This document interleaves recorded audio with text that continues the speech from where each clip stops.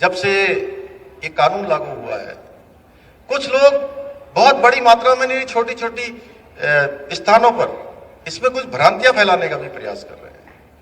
जैसे मैं चूंकि ये बात इसलिए यहां पर कर रहा हूं कि हमारे पंतनगर कृषि विश्वविद्यालय के हमारे नौजवान, हमारे छात्र हैं, छात्राएं हैं, वैज्ञानिक हैं, पूरे देश की क्रीम आई है। हमने उसमें एक प्रावधान किया है, जो लोग लिव इन रिलेशनशिप में रहते हैं वो वर्षों से रहते आए हैं, रहें, लेकिन हमने उसमें ये प्रावधान कर दिया कि अब वो रहेंगे तो उनके माता पिता को उसकी जानकारी दी जाएगी और साथ में प्रशासन के पास भी उनकी जानकारी होगी।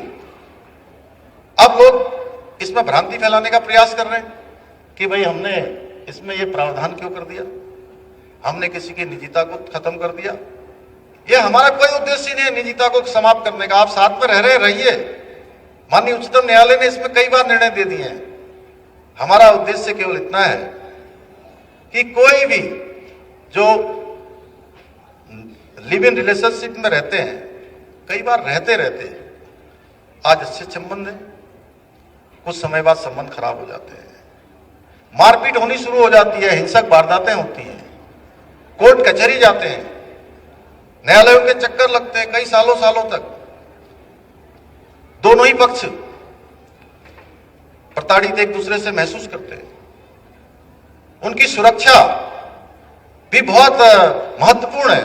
आप सबको बताऊं कि 2022 में दिल्ली में एक बहुत चर्चित केस हुआ था, श्रद्धा बालकर और आफ्ताब। उस आफ्ताब नाम के व्यक्ति ने एक बेटी श्रद्धा को अपने जाल में फंसा लिया और उसके बाद कुछ समय के बाद उसके टुकड़े टुकड़े कर कर काट के 300 लीटर के फ्रिज में रख दिया और एक एक टुकड़ा करके जंगल में जाकर फेंक के आता था और उसके माता पिता से सोशल मीडिया के अकाउंट से लगातार बात करता था।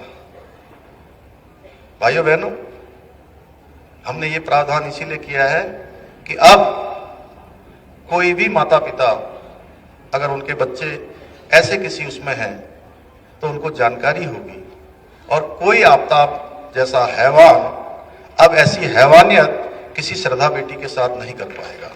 इसलिए हमने इसका प्रावधान किया है।